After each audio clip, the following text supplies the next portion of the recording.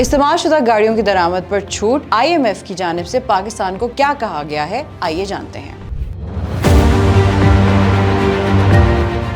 IMF का कहना है कि पाकिस्तान पार्लियामान में कानून साजी के जरिए इस्तेमाल शुदा गाड़ियों की कमर्शियल इंपोर्ट पर पाबंदी खत्म करे, जो इब्तदाई तौर पर 5 साल से कम इस्तेमाल होने वाली गाड़ियों की दरामद पर पाबंदियों के खात्मे के लिए जरूरी है। ये कानून साजी जुलाई के आखिर तक करना होगी। All Pakistan Motors dealer association के चेयरमैन HM शहजाद का कहना था कि 3 साल से 5 साल तक की गाड़ी दरामद करने की इजाजत से इम्पोर्टेड गाड़ियां सस्ती होंगी। उन्होंने कहा कि गाड़ियों की इंपोर्ट्स पर टैक्सों को अलग करके भी देखा जाए तो 3 साल पुरानी गाड़ी अगर $3000 में इंपोर्ट हो रही है तो 5 साल पुरानी गाड़ी 1400 से $1500 में इंपोर्ट होगी, जिससे आम अफराद फायदा उठा सकते हैं। पाकिस्तान ऑटोमोटिव मैन्युफैक्चरर्स एसोसिएशन के डायरेक्टर जनरल अब्दुल वहीद ने कहा है कि एसोसिएशन इस सिलसिले में हुकूमत से बात करेगी। ताहम उन्होंने कहा कि इस छत की वजह से मुकामी गाड़ियां तैयार करने वाली सनत पर मनफी असरात मुरतब होंगे। इंपोर्ट पॉलिसी ऑर्डर 2022 के तहत फिलहाल 3 साल से ज्यादा पुरानी गाड़ी की दरामद की इजाजत नहीं है।